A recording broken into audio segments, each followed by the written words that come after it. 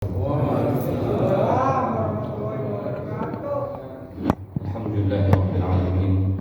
Wassalatu wassalamu ala asyrafil anbiya'i wal mursalin nabiyina wa sayyidina wa maulana Muhammadin wa ala alihi wa ashabihi wa man sara ala nahjihi ila yaumiddin. Allahumma 'allimna ma yanfa'una wanfa'na bima 'allamtana wa zidna ilman ya rabbal alamin. Amma ba'd. Ma'asyiral muslimin wal muslimat, jamaah salat isya dan salat tarawih Masjid Nurul Huda yang semoga dirahmati Allah Subhanahu wa taala. Alhamdulillah, puji dan syukur tidak bosan-bosannya senantiasa kita panjatkan kehadirat Allah Subhanahu wa taala atas segala nikmat, rahmat dan juga karunia yang Allah limpahkan kepada kita semua, sehingga sampai di malam hari ini, di malam yang ke-26 atau ke-27, kita masih diberikan kesempatan oleh Allah untuk merasakan nikmatnya ibadah di bulan Ramadan. Dan itu semata-mata karena adanya pertolongan dari Allah Subhanahu wa taala. Salawat dan salam telah kita sampaikan pula kepada baginda Nabi kita yang mulia Nabi Muhammad sallallahu alaihi wasallam, kepada keluarga beliau, para sahabat dan orang-orang istiqamah berjalan di bawah naungan sunnah beliau hingga hari kiamat kelak. Jemaah dimuliakan Allah Subhanahu wa taala, di salah satu peperangan yang dilakoni oleh Nabi kita sallallahu alaihi wasallam, Nabi melihat ada seorang pemuda yang sangat gagah berani untuk menghadapi orang-orang musyrik dalam peperangan tersebut. Tetapi hal itu justru membuat Nabi kita sallallahu alaihi wasallam mengatakan tentang sosok pemuda tadi di hadapan para sahabat yang lain, "Man ahabba an yanzura ila rajulin min ahli an-nar falyanzur ila hadha." Kata Nabi sallallahu alaihi wasallam, siapa yang ingin menyaksikan seorang pemuda dari penduduk neraka, maka hendaknya dia lihat sosok pemuda itu. Sosok pemuda yang tadi terlihat di hadapan Nabi sallallahu alaihi wasallam sangat luar biasa dalam melakoni peperangan tersebut. Tapi justru Nabi sallallahu alaihi wasallam mengatakan, "Man ahabba an yanzura ila rajulin min ahli an-nar falyanzur ila hadzal rajul." Siapa yang menyaksikan sosok laki-laki penduduk neraka, maka hendaknya dia lihat sosok pemuda tersebut.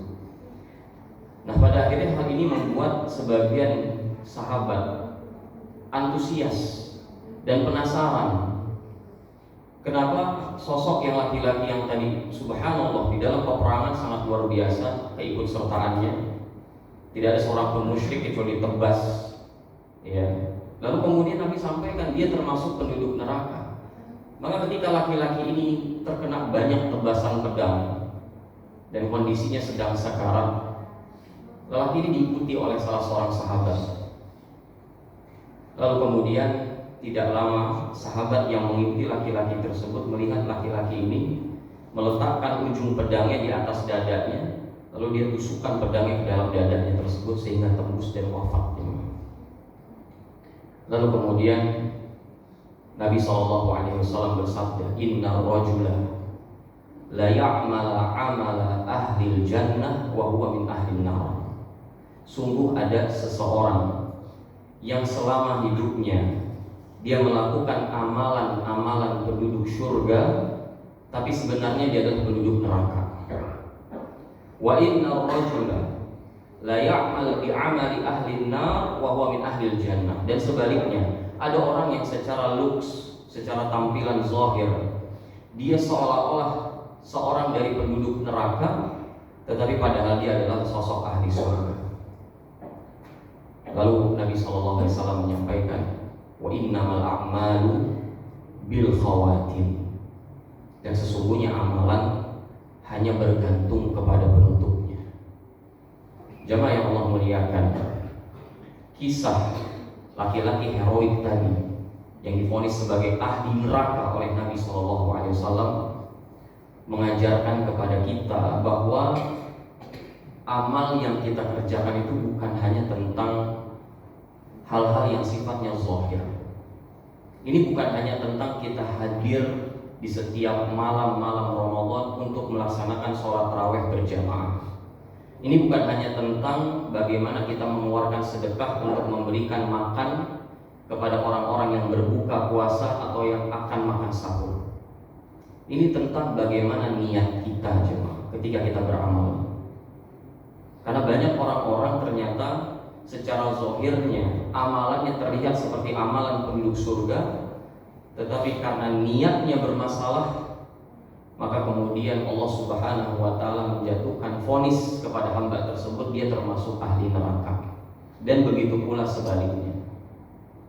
Lalu Nabi SAW seolah-olah memberikan kita isyarat bahwa yang terpenting dari suatu amalan dan menjadi tolak ukur sukses atau gagalnya kita dalam suatu amalan tergantung bagaimana kita menutup amalan tersebut. Sukses atau gagalnya kita di bulan Ramadan itu benar-benar ditentukan bagaimana kita nanti menutup bulan Ramadan ini. Apakah kita menutupnya dengan husnul khatimah atau su'ul khatimah? Jamaah yang Allah muliakan, problemnya adalah banyak di antara muslimin di awal Ramadan semangatnya luar biasa muluk-muluk. Bahkan kita lihat ada banyak sekali kaum muslimin di masjid-masjid ketika awal Ramadan itu subhanallah semangatnya sholat subuh berjamaah, semangatnya sholat isya berjamaah, sampai ikut dalam pelaksanaan sholat tarawih berjamaah, itu sangat luar biasa. Tapi begitu masuk 10 terakhir di bulan Ramadan, yang ini merupakan momen yang paling prestisius dari seluruh hari yang ada di bulan Ramadan. Puncaknya Ramadan, puncak perhelatan ibadah-ibadah di bulan Ramadan ada di 10 terakhirnya. Tapi justru dia terkena penyakit futur, malas beribadah justru di penghujung Ramadan. Kalau kita mau analisa jemaah, dan ini juga sesuatu yang dianalisa oleh para ulama kita, kok bisa ada orang-orang yang di awal Ramadan semangat, sampai di pertengahan Ramadan semangat, begitu sampai 10 hari terakhir mulai disibukkan dengan hal-hal lain yang tidak ada kaitannya dengan Ramadan. Mulai disibukkan dengan belanja baju-baju lebaran misalnya. Ibu-ibu bikin kue, sampai rumah itu udah kayak pabrik kue akhirnya. Sibuknya bikin nastar, padahal bisa beli sebenarnya. Tapi katanya biar irit Pak Ustaz. Ya udah nggak apa-apa. Kan tergantung kita masing-masing. Semuanya kan di tangan kita. Kita yang menentukan mau kemana kita, mau sukses mau gagal, semuanya kan tergantung kita. Kalau alasan semua bisa dibuat-buat, kalau cuma cari alasan, syaitan akan menghadirkan seluruh alasan untuk membenarkan apa yang ada di kepala kita. Tapi pertanyaannya, apakah kita bisa nanti mempertanggungjawabkan jawaban tersebut di hadapan Allah Azza wa Jalla? Kita lihat fenomena muslimin mulai melemah di penghujung Ramadan itu bukan barang baru. Ini terulang setiap tahun, jemaah. Setiap tahun mesti jamaah masjid semakin lama semakin surut. Semakin lama jamaah iktikaf semakin berkurang. Apalagi misalnya dia sudah mulai menakar-nakar dapat atau tidaknya dia Lailatul Qadar. Ini muskilah lagi. Dia mulai menganalisa, oh tanda Lailatul Qadar pagi harinya matahari agak teduh, kemudian langit itu bersih, tidak terasa panas. Oh, hari ini saya merasakan paginya ini benar-benar matahari teduh. Berarti tadi malam saya mendapatkan Lailatul Qadar. Habis itu pensiun jamaah, nggak sholat tahajud lagi dia. Habis itu nggak iktikaf lagi, karena ketika dia Pak kenapa nggak pernah datang tahajud lagi Pak? Iya saya sudah dapat Lailatul Qadar, alhamdulillah. Wahyu mana yang sampai kepada dia? Malaikat mana yang menyampaikan kepada dia bahwa dia dapat Lailatul Qadar? Atau kalaupun dia mendapatkan Lailatul Qadar, dia beribadah di malam tersebut, siapa yang memastikan ibadahnya diterima? Jadi nggak boleh ada di antara kita yang gurur jamaah, tertipu dengan semua tanda-tanda yang disampaikan Nabi kita SAW. Itu cuma sebatas hiburan saja, motivasi. Tetapi jangan dipahami kalau sudah dapat artinya sudah tidak butuh lagi kita beribadah di bulan Ramadan. Padahal Ramadan itu menu spesialnya ada di 10 hari terakhir sampai titik penghabisannya jemaah. Sampai malam 1 Syawal. Dan Nabi selesai iktikaf keluar dari masjid malam 1 Syawal. Bukan malam 27 atau malam 28, bukan. Maka jangan Allah muliakan. Kenapa bisa terjadi hal seperti ini kepada mayoritas kaum muslimin? Para ulama mengatakan lagi-lagi ini masalah niat. Ini tentang niat ya. Termasuk laki-laki yang tadi divonis Nabi SAW, termasuk penduduk neraka. Masalahnya apa? Bukan pada teknik jihadnya, bukan karena pembangkangannya terhadap Nabi SAW dalam peperangan, bukan. Masalahnya tentang niat. Karena di dalam penjelasan para ulama, ketika Nabi menyampaikan innar rajula la ya'mala amala ahlil jannah fima yabdu linnas. Sungguh ada orang-orang yang melakukan amalan penduduk surga, tapi padahal dia penduduk neraka. Artinya amalan tersebut hanya apa yang disaksikan secara zahir oleh orang-orang. Hatinya nggak ke surga ya Pak. Hatinya tidak ada keikhlasan, riya, sum'ah, ujub. Ini problem. Jadi Ramadan bukan tentang berapa banyak harta yang kita keluarkan jemaah, berapa banyak harta yang kita sedekahkan, tapi dari sekian banyak harta yang kita sedekahkan, berapa yang ikhlas, berapa yang kira-kira keikhlasannya itu nampaknya rusak jemaah, karena sering diungkit-ungkit. Ada satu ayat jemaah di dalam surah At-Taubah ayat 46.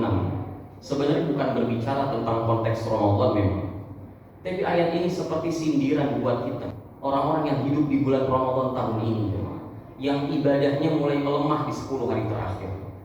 Allah berbicara tentang orang munafik di dalam surah At-Taubah ayat 46.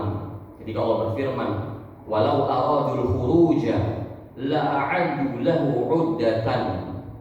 Kalaulah seandainya orang-orang munafik ini benar-benar menginginkan, niat, berazam, bertekad untuk keluar pergi jihad bersama Nabi SAW dan para sahabatnya di perang Tabuk, la a'addu lahu 'uddah, maka pastilah mereka akan menyiapkan bekal.